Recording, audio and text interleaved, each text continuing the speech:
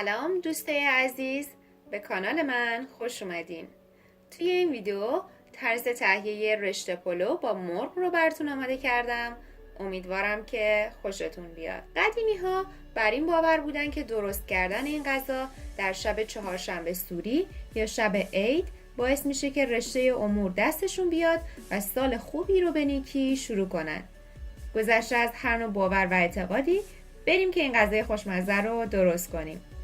برنج 3 پیمانه، رشته پلویی 300 گرم، مرغ 500 گرم، پیاز 1 عدد، چوب دارچین و هل 2 عدد، کشمش پلویی 1 پیمانه،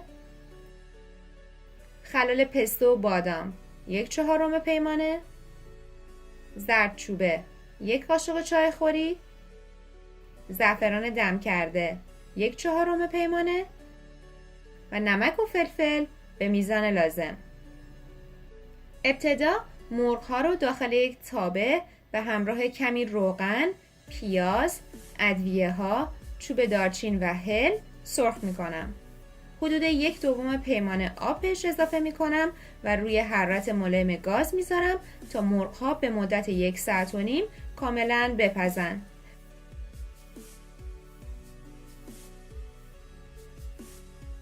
بعد از اینکه آبشون کشیده شد با مقداری زعفرون سرخشون می کنم.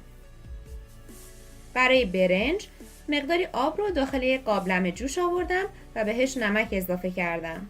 برنج رو از قبل به مدت 3 ساعت داخل آب و نمک خیس کرده بودم. آب اضافیش رو خالی می کنم و برنج رو داخل آب جوش می ریزم. بعد از اینکه 2 تا غل زد، رشته ها رو از وسط نصف کرده و داخل قابلمه می ریزم. بهتره که برنج رو یه کوچولو زنده تر آبکش کنید.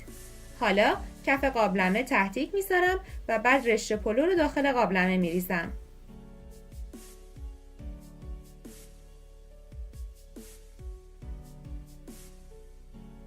درب قابلمه رو میذارم و به مدت 40 دقیقه میذارم که برنج دم بکشه. برای تزیین مقداری کره داخل یک تابه میریزم و کشمش رو به همراه خلال پسته و بادام با کمی زعفران و دارچین به مدت 5 دقیقه تفت میدم. برای اینکه طعم ترش و شیرین به مزه ها اضافه کنم، کمی هم زرشک میریزم. شما میتونید از خرما و حتی کرنبری خشک شده هم استفاده کنید. اگر روغن کرمانشاهی هم دم دستتون هست، حتما ازش استفاده کنید که عطر و طعم غذاتون رو چندین برابر بهتر میکنه.